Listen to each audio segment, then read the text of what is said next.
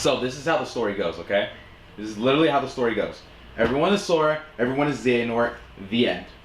I think anything outside of that's just convoluted. Pretty much.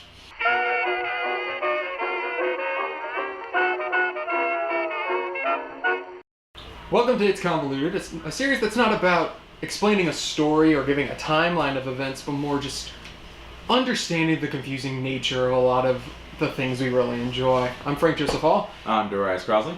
Yeah, and today's is Kingdom Hearts.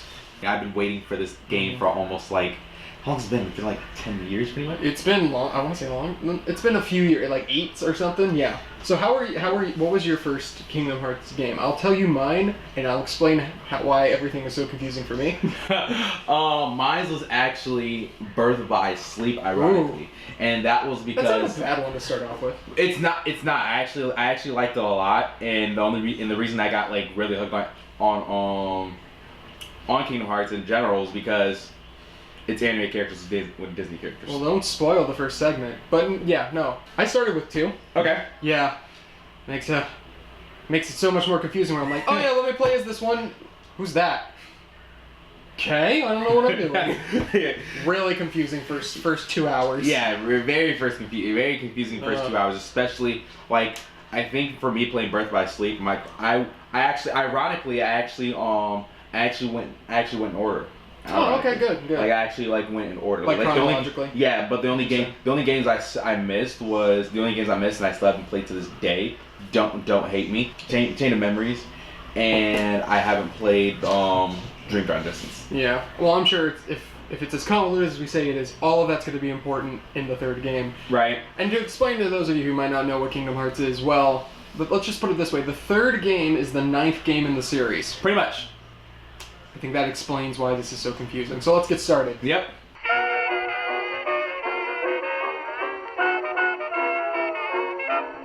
One of the great things about this being a Square Enix game is that they basically took Final Fantasy and Disney and was like, hey, what if we made a game?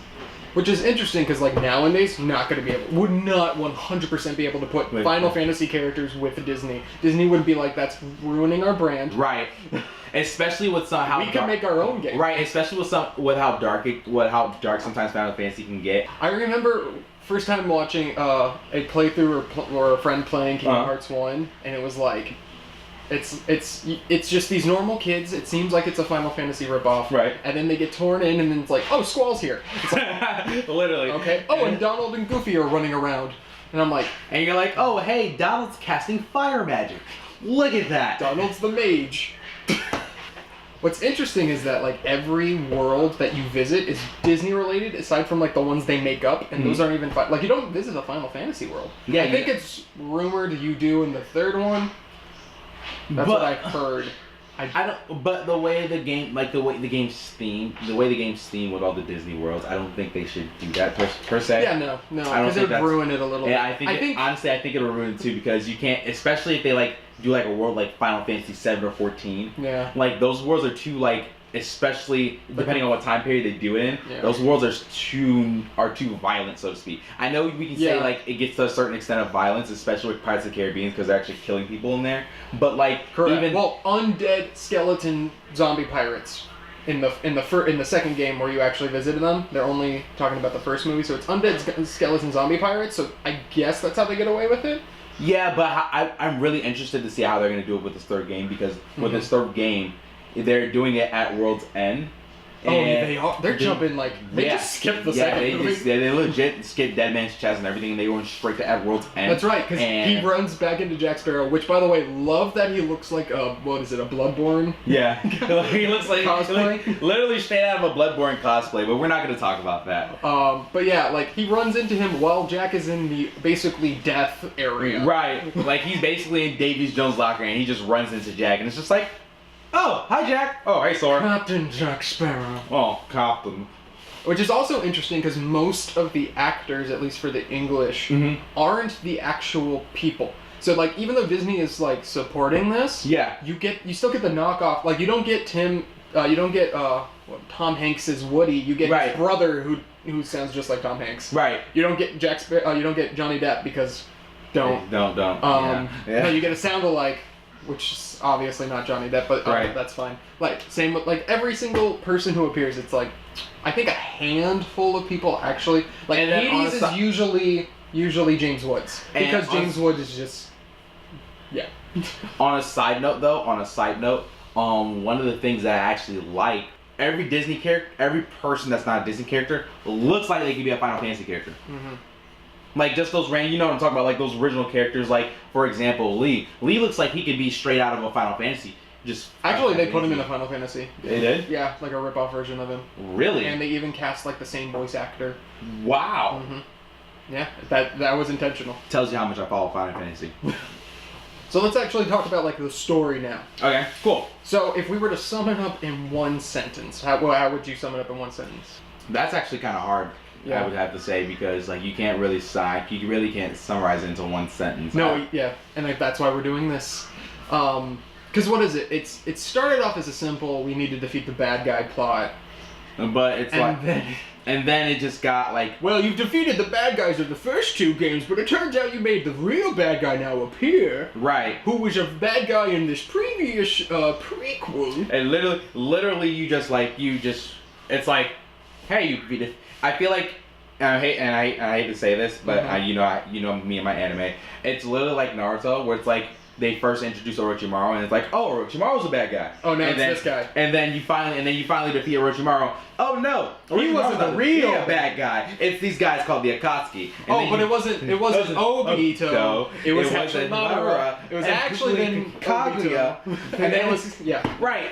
So it's like like I feel like it's which, by the way, we will 100% be covering Naruto in It's Convoluted because towards the end I would have to we'll cover it in its own episode. Yeah, that's its own episode. That's definitely oh god. So we'll get into the nitty-gritty of all the characters or the main characters and all of that.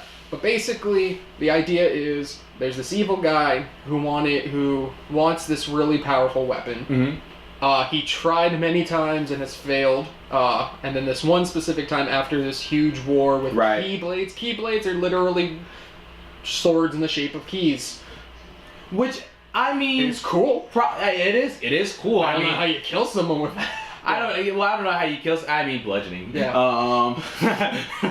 Not really piercing, just. I mean, I guess keys can be kind of sharp. Yeah. So he wants the Keyblade, which isn't the best Keyblade, and it's in the shape of an X and spelled with an X. X-Blade, but it's the Keyblade because Japanese.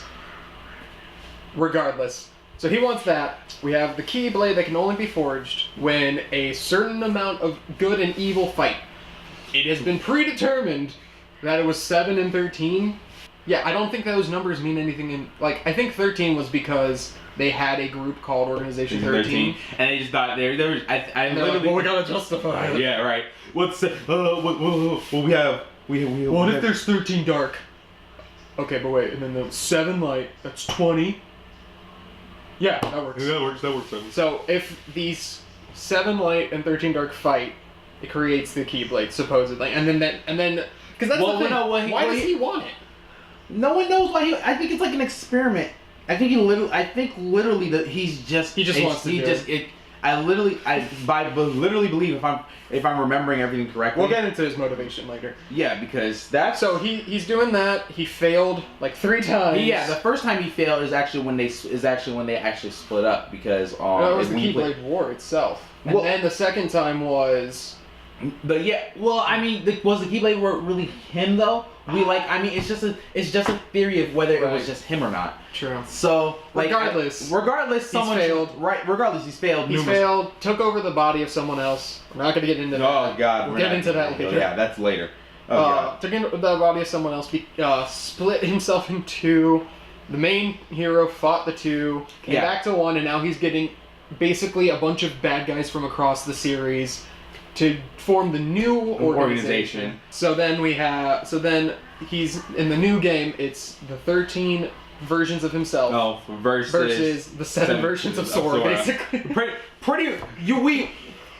Literally, I justify it in a sense where not all of them are Sora, but but Disney is in there.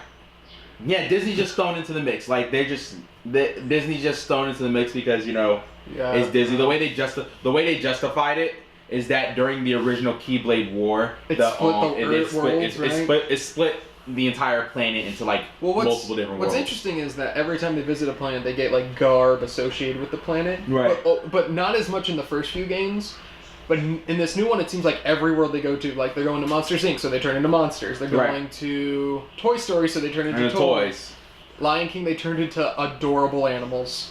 I think one of the most jarring things for me in Kingdom Hearts 2 was going to the Pirates of the Caribbean world and just watching them be animated. With so many zippers, and then it's and then everybody else is just so detailed and refined. Just, I'm so luscious. I'm a rock star pirate. Right. Oh god. Yeah. So, that's simplifying the story. Yeah, I think. Because going to the individual worlds is basically just building up until the final. Yeah, and you don't really ever defeat most of the villains in the individual worlds. It's just more here is a villain. Look at how villainous they are. Right. In the first one, it was Disney villains, which is cool. Yeah, which actually the first one actually was pretty cool. I think they have this trend of going where they sit there and they actually integrate Sora into the story. So it's not I liked that the Disney villains were we're an evil organization. And then it's this person's trying to stop us. We're the evil Illuminati. We're the Disney Illuminati. But I like that. It's the House of Mouse thing where it's oh, that's cool. And then the second one, which, again, there's so many more games. But really, let's talk about the main. In the second one, you get this other organization that's mostly made up of characters. They're made up characters that, once again... half of which you fought in Chain of Memories. Right. The story itself, what do you think is the most convoluted? I think it gets convoluted in the very first game when you fight the first member of the organization member, because you're just who the hell? Oh yeah, it's here's this hooded figure, and you're huh? And I think that was canonically Riku. Canonically that was actually Xemnas. That was Xemnas? That was Xemnas. Oh, okay. Whatever. See what I mean? Yeah. You see what I mean? I think, to me, the confusing aspect was in the second one. So, if you played the first one, you play as this, 12-year-old, 14? I don't remember. Yeah, he's vague. It's anime age. Yeah, right. It's that average anime age. He looks 8, but he's supposedly 14. And you go through it, and you're okay, it's pretty straightforward story. He's trying to find his friends. One of them turns evil. Turns out he was being manipulated the whole time. Right. It's the evil.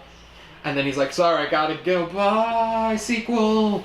Right. The second one actually... You play as a completely different guy. Some games can get away with it. This is one of those games that got away with it. Yeah. But they took an entire new concept and you just threw it straight. They just threw it in there and they were it's there, guys. Sorry.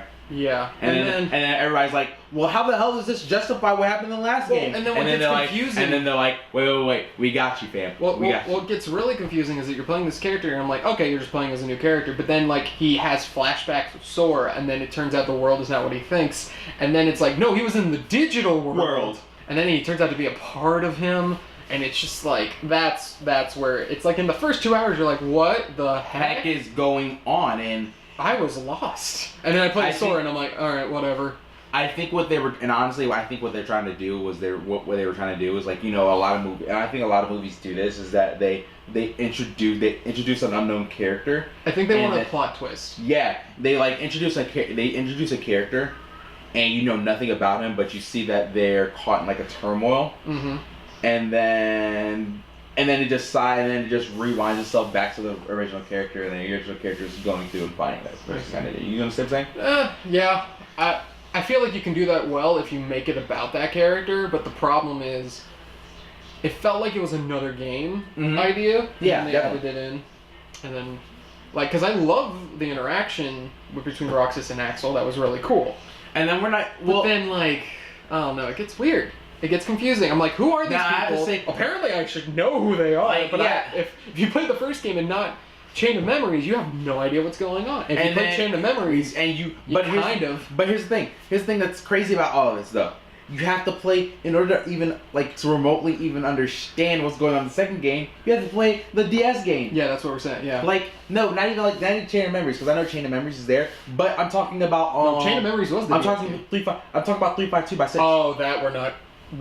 Yes. Roxas is actually a very well fleshed out character, but the problem. But then they take it all away. The problem is, and they should have did something kind of similar, like they should have did something kind of similar, where it's like Mass Effect 2. Yeah. Where, as you know, the original Mass Effect came out on Xbox. Yeah, and then they came out on 360. And then PlayStation 3. Oh yeah, they came out on PlayStation 3, so they did like a motion comic to help you. Exactly. Yeah. I feel like they should have did something like that. But that's different. That's a game about choices. This is Kingdom Hearts. Yeah, well, I still feel like you should have like a recap. You understand what I'm saying? Yeah, well, I think that's what they were trying to do with the flashbacks with Roxas. But no one was understanding. Yeah, I know, it was confusing. They were like, what the heck is going on, guys? Because then what was the problem is they didn't even recap Chain of Memories. And that's the thing that you should have recapped. Right, because Chain of Memories is when Sora went and... Well, yeah, it's like, because it also introduces half of the other organization members, and the fact that there's this coup, and then like why Sora doesn't remember any of that. Right. And don't even get us started on Kingdom Hearts. There's like 3 Kingdom Hearts, I swear there is. There's like the true Kingdom Hearts, the Kingdom Hearts of Hearts, and the Kingdom Hearts of Man. No, there's the one of Worlds, one of Man, and then the one that's both of them together. Which makes no sense. And it's like... I think it's they're just writing. They don't have a plan, because you could tell, because they brought back like any cool, interesting character from the organization who you kill literally all of them. They brought them back in a super well, if you kill someone hot, there's nobody. They come back as their real self. AKA, we know you like these characters, so we're gonna bring them back. I literally think that the fan base has influenced the convoluted. Yeah, I think they like the confusing nature of it. It's like a puzzle. Right. I feel like the more games they made, the more they sat there and they were like, well, how do we please the fans? I was saying, I think it's cool ideas that then they had to justify. I mean, people like it, so if that's you, good job. If that's not you, you can probably still play Kingdom Hearts 3, just don't go for the story. Or you can and hope that they explain it. I'm actually really hyped for this because like I've been waiting for this. I've been like, give it to me, like it's okay. Give it to me soon.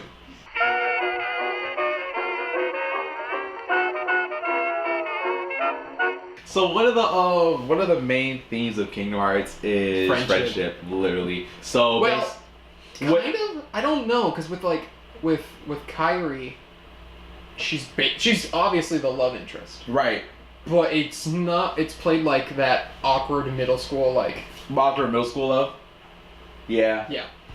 If they're the ages we think they are, I guess in the beginning it justifies them. It justifies them wanting to go to friendship, and then the fact that Sora's like frozen for a few years, and then he never really like socially adapts well. I guess that could make sense for why he's constantly like friendship. I think you have to. I think part of the problem is that they've never like given him like a mature phase. Like I actually watched the walkthrough of Dream Drop Distance.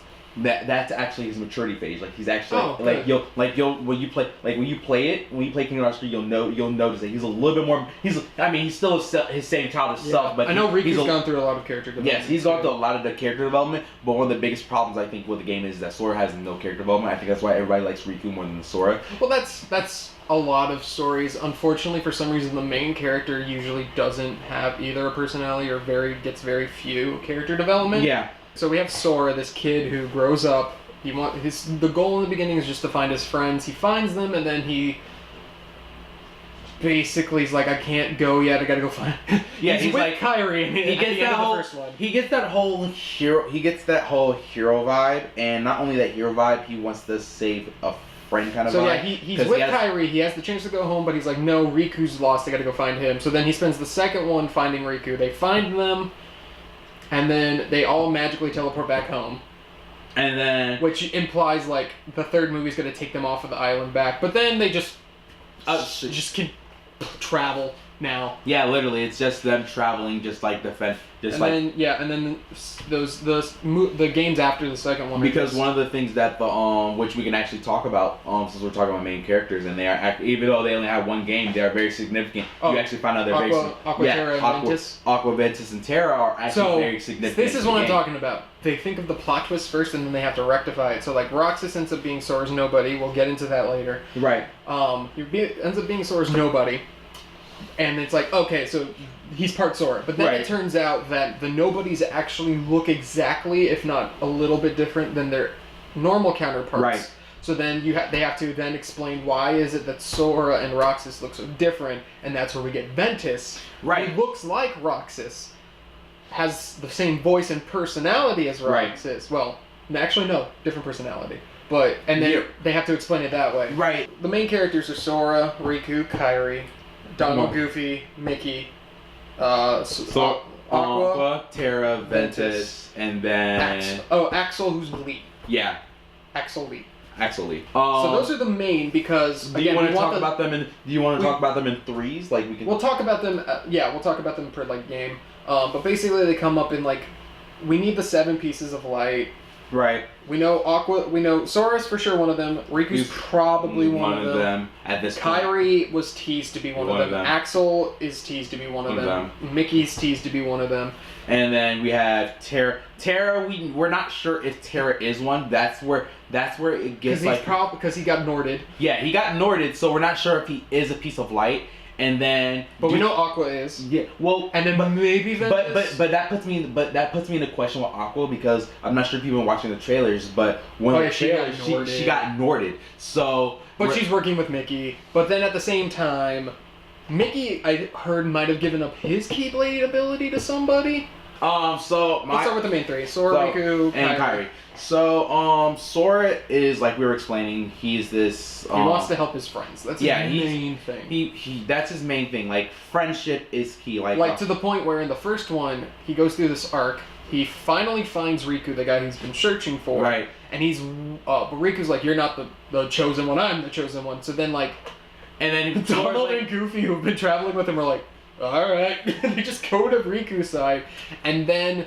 Basically, Sora learns this lesson of true friendship because they come and defend him, and they're like, "No, we don't care if you're the chosen one. Sora's our friend." Right. And then Sora becomes the chosen one, which I actually like that. I like that Sora was never deemed the chosen one. It was actually Riku. Look, I'm always a fan of chosen one tropes that are subverted in an interesting way. Like in Lord of the Rings, Frodo's the chosen one, but he ends up failing at the end. In Star Wars, you think it's Luke Skywalker, it turned out to be Darth Vader the whole time, and he actually brings balance to the Force twice. Like, I like stuff like that, so I like that it's revealed that he's technically not the chosen one, and it's proven because the Keyblade goes to Riku. Right. And then he's like, well, I don't care, and then he's not the chosen one, he becomes it because he is worthy enough, in a sense. And I like that. It's not a you were predestined to be it. It was he was predestined, but you know what? You're better. Right. And now everyone's the chosen. Yeah, and the thing about it is that in order to understand why Kairi's one of the main characters and why she's vital, like you've seen, like Kairi seems like this damsel in distress all the time, which I'm actually like excited to see if she's going to be a playable character. I see. Yeah. I don't know. I feel like it's only going to be Sora.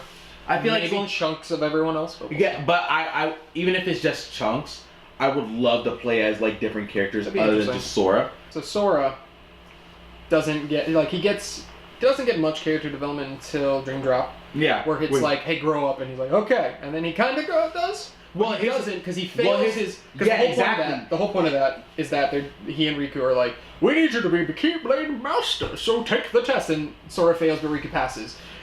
And that's supposed to be like I'm not ready yet. Okay, not even I'm not ready yet. I feel like it's been one of those things where it's like it's one of those cliches. It's actually one of those cliches I like where the main character feels like they're invulnerable because they've gone. And then there's they're not. They're like they go through thick and thin all the time. And they're like I always pull through, and there's that one time where there's just like oh no. Oh. But that's why I think that's the thing. Riku is very generic.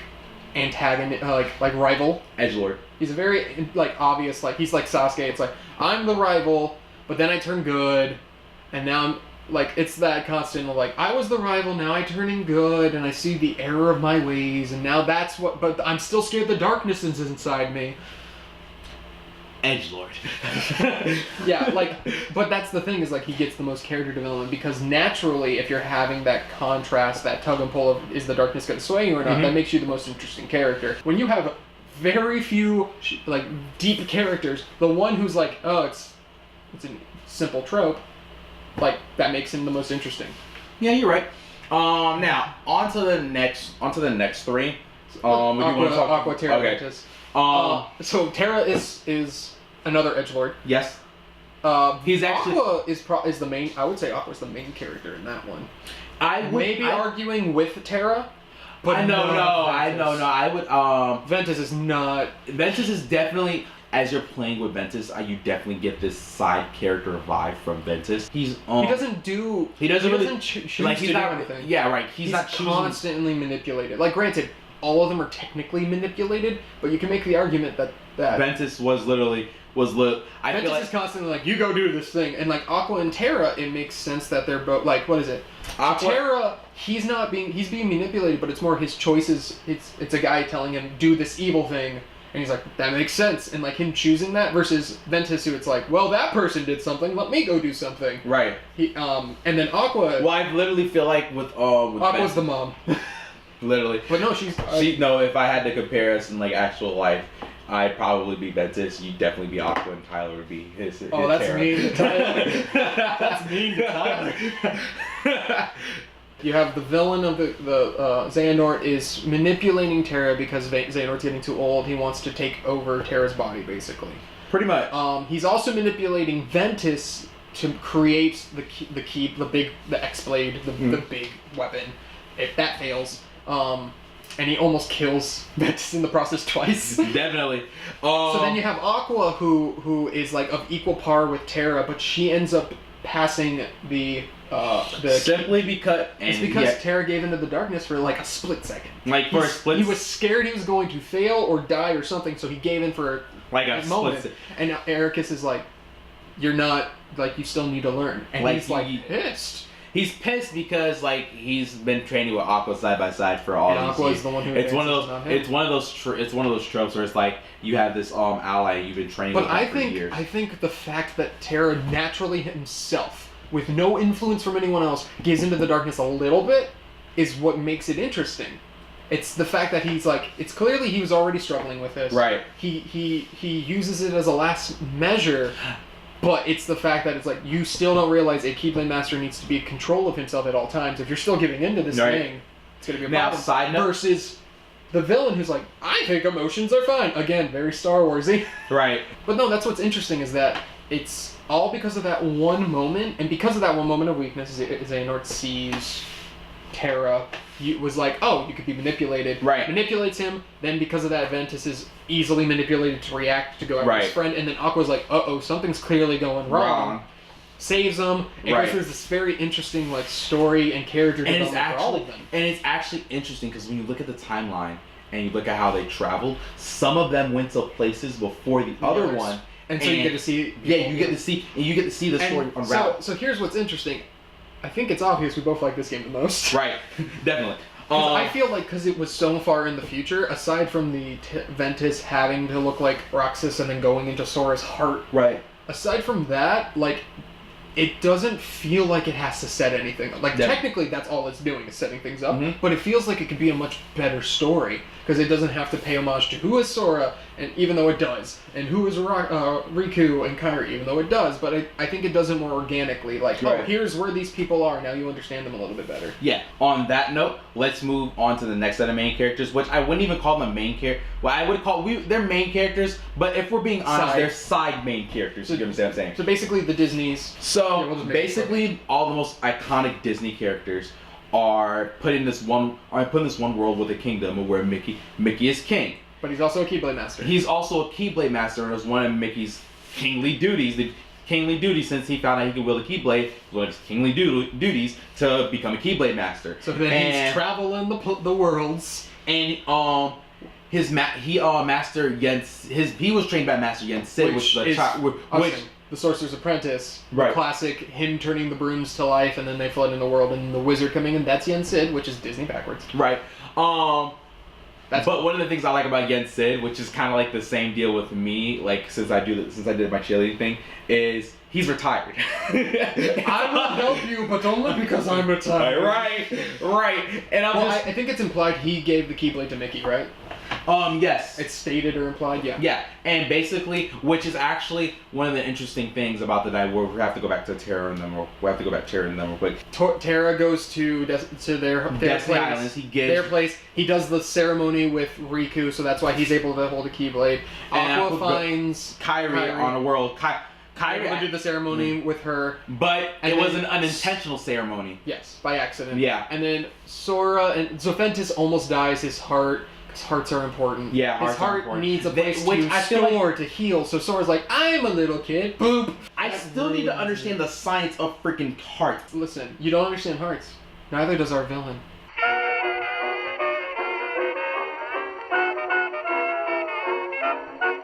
Yes, the villains. I think we don't really we say villains, but there's really only one villain. He's just split up into 3. Well, more now. So Xehanort, as we've explained before. So Xehanort just wants to understand the power of him. Also creates this super weapon, the X-Blade. And like, he's also evil. Like that's usually I think that's what's interesting is that his intentions are fine, but it's the fact that he's doing it in such an evil way. Right. He gives into that's the problem. He gives into the darkness.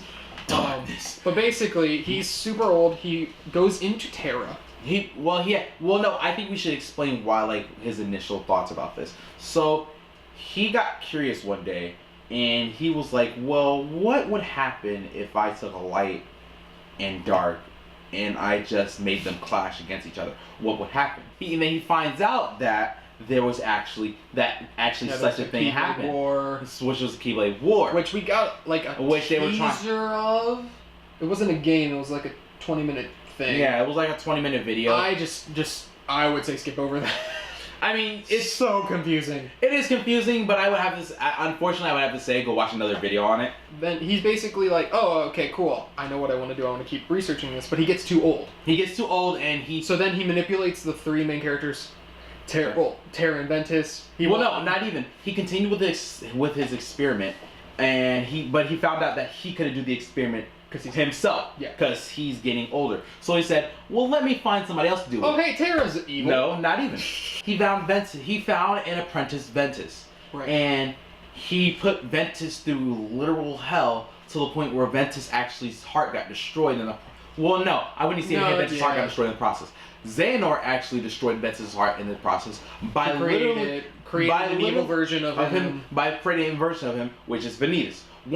Vanitas is actually all the negativity of Ventus. Which is why he has no personality.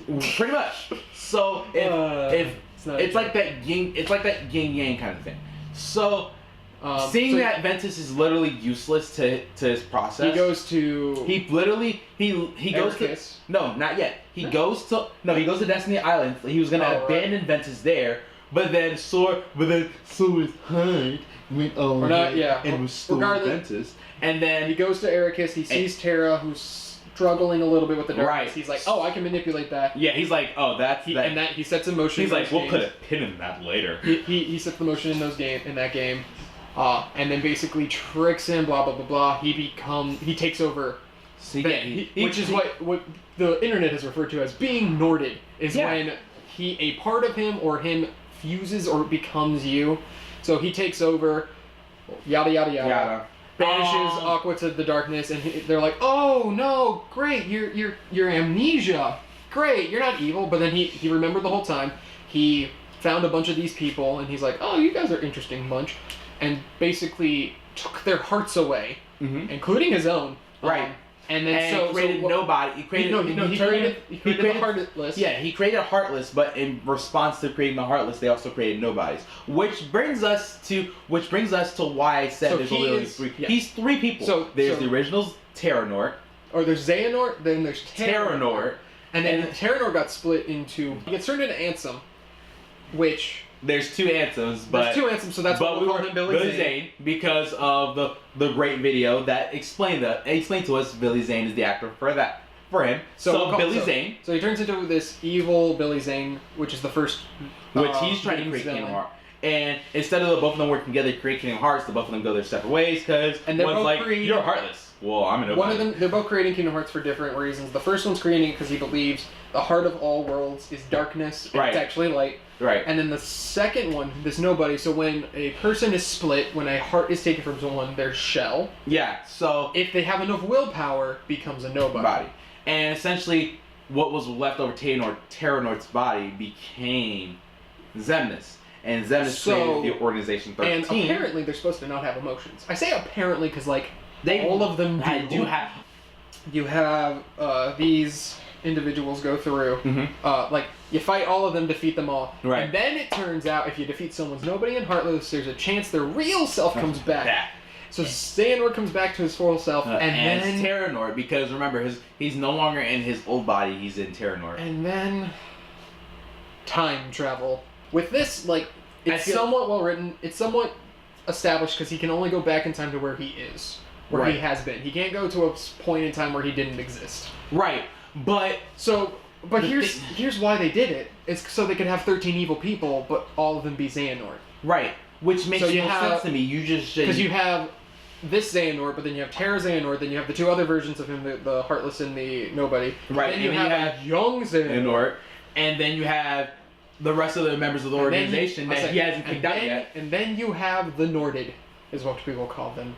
The people who take a part of themselves and fuse with Xehanort. So confirmed as of now is Xigbar, my personal favorite. Yes, Xigbar is one of my personal favorites because of his snark alone. He's like, whoa, this is stupid. He's just like the first time you run into him, I'm like, the heck is this guy? And he's like, oh, whoa, hey there. I'm not trying to kill you, but you might want to stop the people who are. I'm like, I love this dude. In fact, you can tell someone's affected because I think they have pointy ears and yellow eyes. No, it's not even pointy ears. It's just yellow eyes. So we have. What's his name? Listen, like I said... So that's Axel's / Lee's old best friend. Right. Which I'm pretty sure they made them best friends so that when they chose to make him evil, it could be like, oh, emotional stakes for Lee. Right. Then you have the only other two we know for sure are Marluxia, who was the villain of Chain of Memories. Yeah, because he wanted to start a coup. So yeah, you have him and you have the gambling dude whose name is so unforgettable we call him the gambling dude. And then Venitas. But yeah, you have these. Listen, I already told you I don't remember the name. I only remember the faces. There should be that one dude with the guitar. I don't think he's gonna be evil. Or that one chick. No, definitely the one chick that with the yellow hair with the lightning knives. Probably. But I will say this: I think what they're doing is smart. Where it's like they've had a lot of games, and so if they're making this the ultimate end of the story. Yeah, end game. It's smart to be like, let's just make the villain. But here's the thing: I've heard rumors that this is just the end of an arc. Yeah, it's the end of the Xehanort trilogy saga. That means they're making more? Probably.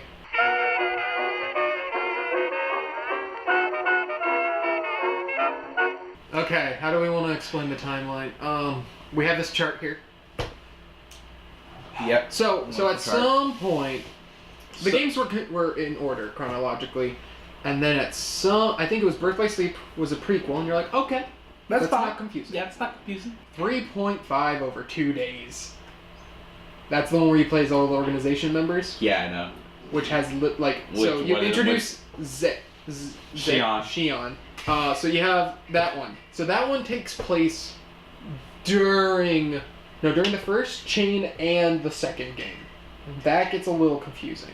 I think it was to give the organization members personalities, but even then it failed at that. And give the Xion story, which was weird. We haven't talked about it. We're not going to talk about it. We're not going to talk about it. There's also Dream Drop. It's also the fact that a lot of the games feel like they have to explain the gaps of other games, but they don't. We're probably spending the least amount of time on this section because there's a chart. Look, there's videos that explain it so much better than we. Yeah, we will. There's video. There are guys that literally are more talented than us, and we're just here to let you know it is confusing. Right, And if you're gonna play them in the order they came out, don't. No, I would say understand that if you play them the way they came out and not the way that they're told, there will be time jumps. You will be confused, and you will be confused a lot. I mean, even if you know everything, it's still confusing. Like, I don't know, man.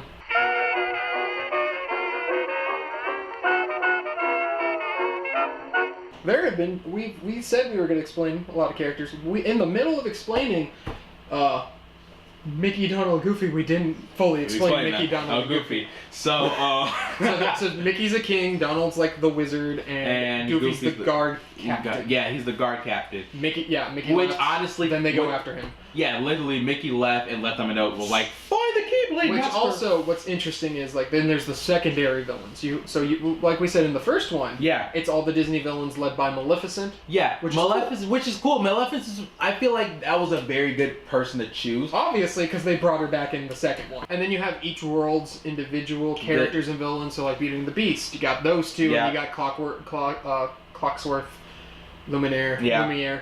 All of them. Then you have Lion King, Tarzan. Listen, if we were listing all the worlds, we would be here for a while. Do you have any fun side characters villain or hero? It's obviously, again, like we explained, Master Ericus. Final Fantasy characters are also in here. So you have Squall, Tifa, Yuffie, Tifa's Bay. Like, that's the thing, like, a lot of the side characters are just like, oh, you happen to run into them. I think that's what's interesting, like, is the fact that they just are like, we know you like these characters. Like, and that's why in these new worlds, it's like, it's mostly Pixar. It's a lot of newer stuff and mostly Pixar. Yeah, like, but what's good about that is that they're already established characters, so you don't have to, per se, write them. Mm-hmm. Like, it's almost like you could just have them do stuff and people are like, yeah, that makes sense for that character to do that. Like, because they're established already, like, it's pretty easy in that regard. They're lucky to have a lot of extra characters, but we're also understanding. They have a lot of source material to work with. Yeah. And both in Final Fantasy and Disney, but like the original characters, it's understandable if you forget who they are.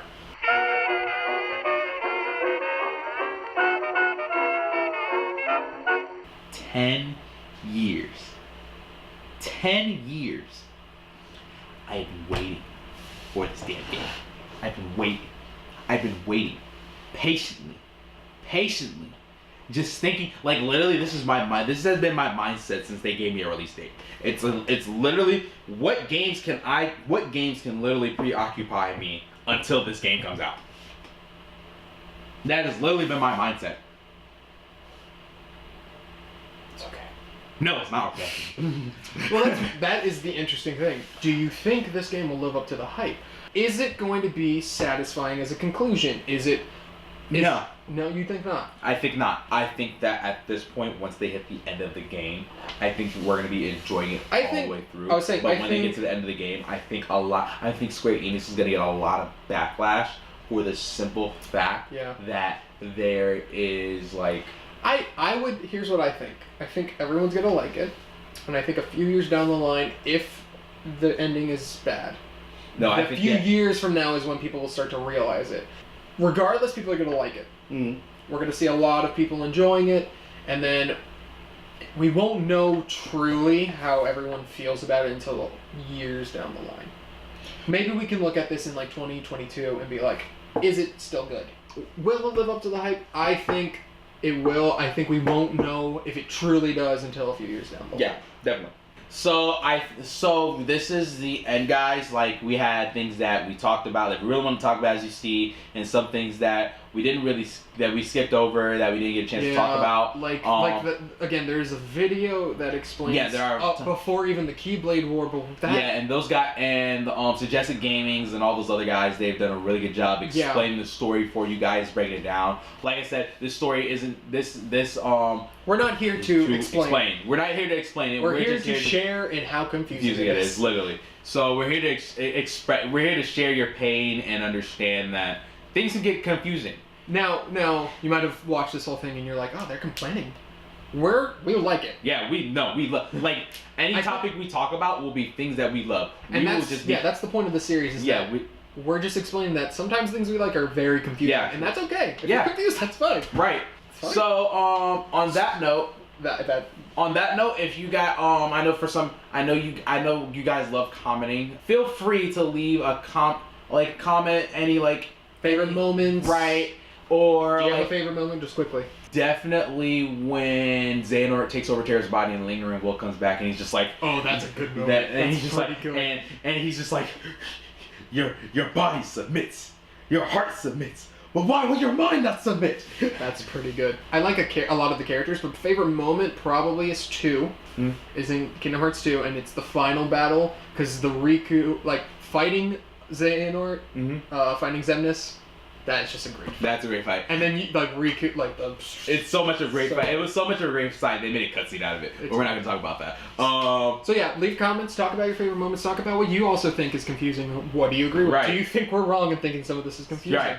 You're welcome to think that. Right. We accept all and any opinions. So yeah, like, share, comment, all that fun. Honestly, if you enjoyed this, if you have friends who you really also want to share in the conversation of how confusing Kingdom Hearts is, find them, share the video, let them know about it. So this one's video game. I think the next one we should do a comic. Let's see. I don't think there's any convoluted comic, can you think? Yeah. So we'll see you next time on It's Convoluted when we talk about Green Lantern. Right. Because, boy howdy. Oh, color spectrums. Ultraviolet. Right. The first lantern.